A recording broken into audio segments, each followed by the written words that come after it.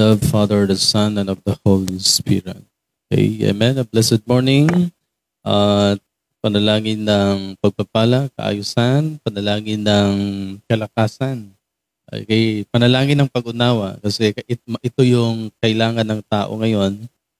Paano natin maintindihan ito mga pangangaral upang sa pagdating ng araw hindi tayo mapabilang sa kahabag-habag. Ito ay continuation pa rin kahapon na maraming sinabi si Jesus tungkol sa mga Pariseo at mga tagapagturo ng kautusan. So ngayon, ang obserbasyon natin ay hindi nasisiyahan si Jesus sa mga ginagawa ng mga Pariseo. So ano bang nakita ni Jesus sa mga Pariseo? Lagi niyang binabanggit itong pagkukunwari. Okay? At isa sa mga nangyari talaga ay yung mga pag-uusig at pagpatay sa mga sugo ng Diyos. Napakatindi kasi yung batas noon na kaunting pagkakamali, yung iba ikukulong, yung iba hahagupitin, yung iba i-crucify, yung iba nga publicly pinupugutan pa ng ulo. Yung mga ganong sa panahon ni Cristo, so kung sa panahon natin ngayon ay human rights violation. So dati, ganon ang pamamaraan, public execution sa mga nagkasala. Pero yun nga, ano ba ang sabi ni Cristo dito? Kasi lahat naman tayo nagkakamali, nagkakasala. Kahit yung mga Pariseo. Yun nga, sabi ni Cristo, mga mapagkunwari, akala nila ay parang santo tingnan, okay? Pero ang sabi ni Cristo dito, puno kayo ng mga karumihan sa inyong puso at isip. Parang nasa loob ay kalansay. Yan, yan pinaka-term. So, hindi nasisiyahan si Jesus sa mga ginagawa ng mga Pariseo dahil sa mga ganitong pamamahala, paano itrato ang mamamayan ng Diyos. Kaya nga wika ni Jesus, ilang ulit yung sinikap na kupkupin ng iyong mga anak. Okay? At kung paano tinitipon ng isang inahin ang kanyang mga sisiw sa ilalim ng kanyang mga pakpak. Pero sabi ni Kristo, ngunit ayaw ninyo. Di ba? Kaya't ang inyong templo ay iiwan na lubusang pinabayaan. Alam nyo sa kasaysayan, ang templo ng Jerusalem ay maraming beses na yung pinabagsak. Kung ang hari ay hindi magandang mamamahala, mismo si Yahweh pa ang nag-utos na lusubin yon. Okay? Kung basahin yung Old Testament, napakaraming beses na yan hanggang sa panahon ni Kristo. After the death of Christ, bumagsak naman ang Jerusalem. Ngayon may gera-gera na naman. So, yan ay bahagi ng kasaysayan na ilang beses na pinabagsak ng Diyos ang templo ng Jerusalem. Una dahil sa kasalanan, sa karahasan, kay yung pagtalikod sa Diyos. Ngayon ang matindi, ang Jerusalem ay kakaunti na lang ang Kristiyano doon. Okay? Napakaliit yung porsyento yung mga followers ni Kristo sa Jerusalem. So gaya ng Revelation 2:21, sinabi ni San Juan, na binigyan tayo ng sapat na panahon upang pagsisihan at talikuran ang mga kasalanan. Now, totoo ba ang parusa? Siyempre, totoo yan. At alam nyo, nararanasan na pala natin yan. Kaya sa anong paraan? Akala natin, sa huling araw lang ang pinaka-final judgment. Yes, totoo po yan. Merong final judgment. Pero sa araw-araw nating pamumuhay, ay nakakaranas tayo ng mga kaunting parusa, kaunti lang naman, mga consequences. Sinabi ni Yahweh, hindi ba ninyo napapansin ang nangyayari sa inyo? Ano bang nangyari sa tao ngayon? Sa Haggai 1:6, marami na kayong nahahasik, ngunit kaunti lamang ang inyong ani. O di ba? Hirap na hirap ang tao ngayon. Napakadaling kumita ng pera ngayon. Kung may trabaho ka, may pera ka. Pero napakabilis ding maubos. Yung mga kapatid natin ay maraming mga kuro-kuro, mga kasabihan na ang sahod daw ay parang ano lang, dumating sa iyo biglang nawala. Okay? Kasi yun nga, isa yan sa mga nararanasan o parusa na parang hindi na nanatili sa tao ang biyaya ng Diyos dahil nga sa kawalan ng paggalang o kawalan ng respeto sa Diyos na dapat siya. Seek first the kingdom of God and all things shall be added unto you. Ano pang mga nararanasan ng tao ngayon? May mga pagkain nga tayo, ngunit naubos naman, kakaunti naman. Yung iba hindi nabubusog. Yung iba naman nabubusog, nagkakasakit. Di ba napansin ninyo? Noon nga, gusto kong magtrabaho para kumain ng masarap na pagkain. O yung may kakayan ka nang bumili, pinagbawalan ka na naman. Kasi yun nga, may sakit-sakit na rin. So yun yan, may bawal na sa mga sa katawan na sobra-sobra na. Okay? So may mga damit nga kayong naisuot ngayon, ngunit giniginaw pa rin kayo sa taglamig. O naman, talagang ang tao ay hindi 100% na komportable na meron siyang assurance sa daigdig. Kung makita nga ang mga manggagawa, ngunit kinukulang pa rin siya. Okay? Kinakapos. Lalong-lalo na kapag hindi inaayos ang trabaho, wala nang kukuha sa iyo. Kung ikaw ay magaling, dapat galingan mo talaga para may kukuha pa sa iyo by next time. So, laging kakapusin ang tayo kapag walang basbas ang Diyos sa tao. Tama po yan. Kaya kung wala tayong protection mula sa Diyos, ay talagang kawawa ang tao sa daigdig na ito. Hindi lang sa pangangailangan niya, kundi sa estado ng kanyang pamumuhay, mga problem-solving situation. So nakakahanap man ng kaunti, ngunit ang bilis mawala o ang bilis maubos. Okay? So sa Haggai 1:7, alam ba ninyo kung bakit ganyan ang nangyari? Na magandang tanong. Alam ba ninyo kung bakit kinakapos pa rin kayo ngayon? Kung bakit hirap na hirap ang tao ngayon? Sabi dito sa Haggai 1:7, hindi ako nasisiyahan sa mga ginagawa ninyo. Yan. Hindi nasisiyahan ang Diyos. Kapag ang Diyos kasi ay nasiyahan sa tao, gaya ng Old Testament, sinubok man ng Diyos ang mga tao noon, pero ang kapalit nun ay tripling pagpapala. Si Job, okay? Yung mga hari na kinalulugdan ng Diyos, napakatindi yung biyaya nila. Hindi lang karunungan, kayamanan, kundi karangyaan. So, ang sabi ni Haggai dito, ano ba kasi ang issue kasi dito sa panahon ni Haggai, yung mga tao ay nagpapaganda sa kanilang mabahay, sa kanilang mga tahanan o ari-arian, pero ang templo ng Diyos ay bulok. Parang atin. Marami nang sira-sira. So, ang sabi ni Yahweh, hindi ako nasiyahan sa mga ginagawa ninyo. Kaya pumunta kayo sa kagubatan at kumuha ng mga trusong gagamitin sa muling pagtatayo ng templo upang ako'y masiyahan at doon ay magbigyan ko kayo ng karangalan. So napakasimple lang pala kung paano masiyahan ang Diyos. Una ay siyempre alagaan natin ng maayos ang kanyang templo. Kasi yun naman, nananahan ang banal na espiritu sa templo ng Diyos. Kaya isa yan sa mga dapat gawin ng tao upang mapanatili ang biyaya, basbas, proteksyon ng Panginoon ay ayusin ang templo ng Diyos. Pag hindi lang yon, pagsasaayos ng kanyang bayan. Sino ba yung kanyang bayan? Yung mga mananampalataya. Kaya kailangan natin ng magandang relasyon sa Diyos at sa kapwa.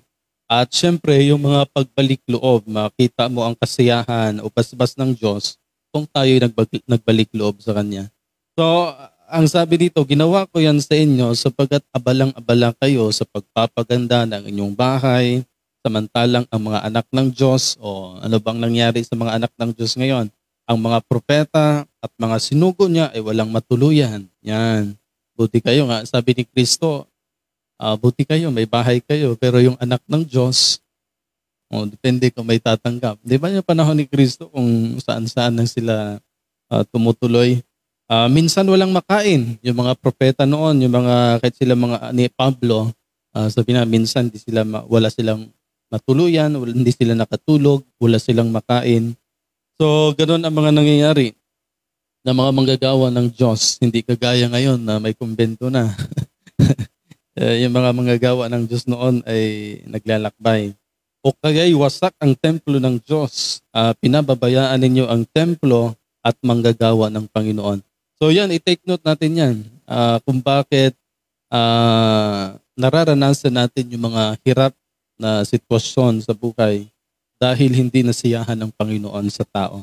At masisiyahan ang Diyos kung sinisecure natin yung templo ng Panginoon, yung mga manggagawa ng Panginoon, at siyempre yung bayan ng Panginoon. Yun lang, yung tatlong yan, kung napahalagahan natin yan, mananatili sa iyo ang pagpapala, basbas, proteksyon, seguridad, di ba? Sabi ni Kristo, o nga, dadaan man kayo ng mga pagsubok, kundi kung kayo'y nasa akin, pagagaanin ko yan. Kaya yung mga tao nakakahakbang kung siya'y nasa Diyos.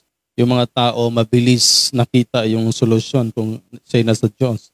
So sa Hagay 1:10, iyan ang dahilan kaya kahit hamog, imagine na, napakatindi itong sinabi na Hagay. Iyan ang dahilan kahit hamog ay hindi kayo napapatakan at ang inyong mga pananim ay hindi lumalago o ang pamumuhay natin ay hindi lumalago. Kaya kinakapos talaga ang tao. Ngunit ano ba ang sabi dito? Ngunit pinagpala ang mga dumarating sa pangalan ng Panginoon. Yan. Alam nyo, ito ang pinaka-advantage ng tao sa panahon natin ngayon kumpara noon. Dahil sa panahon natin ngayon, may habag na at pag-ibig ang Diyos. Sabi nga dito, bukas palad pa rin ang Panginoon sa mga taong nagnanais ng pagkalinga at pagpapala sa Kanya. So, kahit makasalanan ng isang tao, and then nagbalik loob sa Diyos, lumapit sa Diyos, o bukas palad ang Panginoon sa mga taong nagnanais ng pagkalinga at pagpapala mula sa Kanya.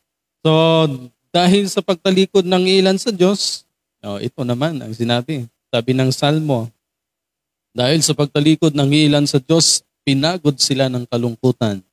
Yan, marami mang pera pero pinagod sila ng kalungkutan. Yung iba naman, walang pera, sa pagluha ay umikli ang kanilang buhay. Yun ang nangyayari. Yung iba, pinanghihina ng mga suliranin. Okay? Kahit kompleto tayo pero maraming problema naman. Anong mangyayari sa tao? Kaya't ang mga buto ay nanghihina na rin. Dumating yung kamatayan. So ano ang pinaka-the best option ng tao? Napakasimple lang, manatili sa Diyos. Kung nagkasala man ay magbalik loob sa Diyos. Ganun lang. Dahil nakikita ng Panginoon ang lahat ng ginagawa ng tao. Walang lihim, walang nalilingid sa Kanya na anuman. Okay? Ang gawa ng tao ay maliwanag pa sa liwanag ng araw na minamasdan ng Panginoon ay talagang nakikita ng Diyos. Ecclesiastes 17:20, hindi maitatago sa Diyos ang kanilang kasamaan at nakikita niya lahat nilang kasalanan. Yan, totoo po yan. Ngunit lagi niyang tinatanggap. Ito yung pinakamaganda. Ngunit lagi niyang tinatanggap ang mga nagbalik loob. Inaaliw niya. Okay?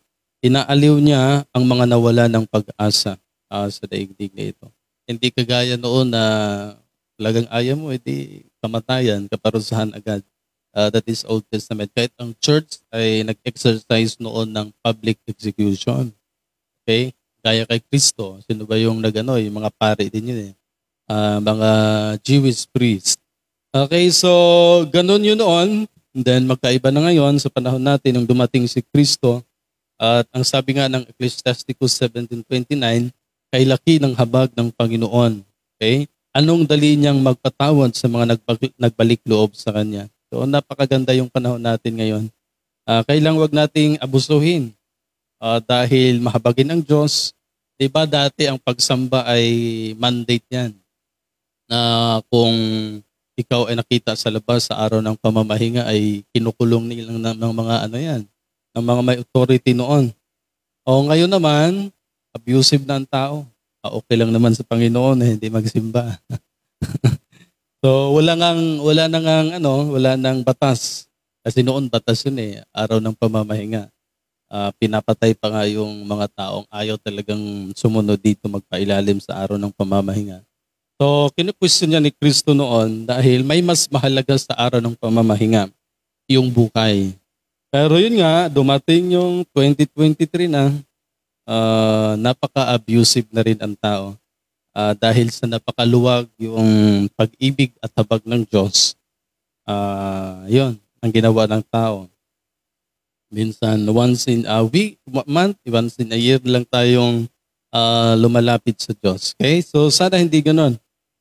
mabuti ang Diyos, matuwid ang Diyos, pero yun nga, kung hindi pa rin tayo lumalapit sa Kanya, mararanasan natin itong sinasabi ni Propeta Hagay. Kaya ano bang sinabi ni Propeta Hagay? Na kahit may pagkain kayo, magugutom pa rin. Kahit may pananim kayo, kakaunti lang ang anihin ninyo. Kahit meron kayong regular na sahod, ang bilis mawala, ang bilis maubos. Yun ay mga consequences sa panahon na walang basbas sa Diyos. Yung ginagawa natin, yung pamumuhay natin. Kaya kung may basbas ka sa Diyos, kahit kaunti, matagal maubos. Diba? Walang sakit, malakas ka. Siyempre, kapag wala kang sakit, wala kang gagastusin. Kahit kaunti lang ang dumating sa iyo, pero masaya ha. Talo pa ang may mga, di ba? Sabi nila, noon na wala siyang kakaunti pa lang yung sahod niya, umaabot ng ilang araw yung sahod niya. Yung malaki na ang sahod, nako, ilang araw na lang. 5 days, ubos na. So, yun yun. Yun ang gustong iparating ni Propeta Hagay na nararanasan ng tao ang parusa ng Diyos. Consequences, yung pinaka-term natin. Automatic kasi itong consequences eh. Kung hindi ganito ang ginagawa mo, ito ang result. Kung hindi magandang ginagawa, hindi rin magandang maging result. So yan, kay laki ng habag ng Panginoon, anong dali niyang magpatawad sa nagbalik loob sa Kanya. Pero huwag niyong kalimutan na may consequences. Kung hindi ka totoo, alam ng Diyos kung hindi totoo yung iniisip mo, yung puso mo. So talagang may consequences dyan. Kung totoo naman yung iniisip mo at puso mo, maganda rin ang consequences dyan. Kaya may good and bad karma sa buhay. So come to Jesus, kapatid, at magpakabuti. Huwag nating hintayin na may mangyayari ulit at doon mo ma-realize ang kahalagahan ng Panginoon sa buhay mo. Di ba, minsan, sino ba yung nagsabing propeta yan? Dapat matalino talaga ang tao. Piliin niya kung anong the best para sa Diyos. Kasi alam nyo, paulit-ulit ang problema eh. Sabi nga, ewan ko sinong nagsabi nito, problema noon, problema ngayon, problema sa hinaharap, ganun lang yan. Ngayon, kung ang problema noon, natutunan mo na, mauulit ngayon ang problema mo, ay the-expert ka na. Mauulit pa sa hinaharap ay talagang napakadalubhasa na ng tao. Pero ang tanong, yung problema noon, problema ngayon, at problema sa hinaharap, natutunan na ba ng tao? So, yun ang magandang tanong. Kasi kung ang problema noon, ngayon, at sa hinaharap ay kinakapos ka pa rin. So, parang wala tayong natutunan. Di ba? So, yun. Isa sa mga dapat gawin ng tao ay natutunan na niya yung nangyari kahapon para ngayon ay maging okay na. Kaya niyang i-handle, kaya niyang sa buhay. Siyempre, kaya niyang tingnan yung mga bagay-bagay. So, yan. Isa sa mga magandang recommendation na natutunan na natin yung mga pagkakamali. Pero wag naman yung hanggang natutunan lang. Dapat i-apply kung paano mo na-resolve o paano maginhawa ang pamumuhay mo ngayon. So wag mo bumalik sa dati ha. Kung na-resolve mo na, wag mo nang balikan. Kasi may mga taong okay na, bumalik pa rin sa dati. Ay, talagang may consequences pa rin dyan. So yon, isa sa mga magandang recommendation sa ating mga aral ngayon. Naway maintindihan natin na although mahabagin ang Panginoon, pero nag-exist pa rin ang mga consequences sa buhay. Tayo pa rin ang magdusa sa ating mga ginagawa. Amen. And in the name of the Father, the Son,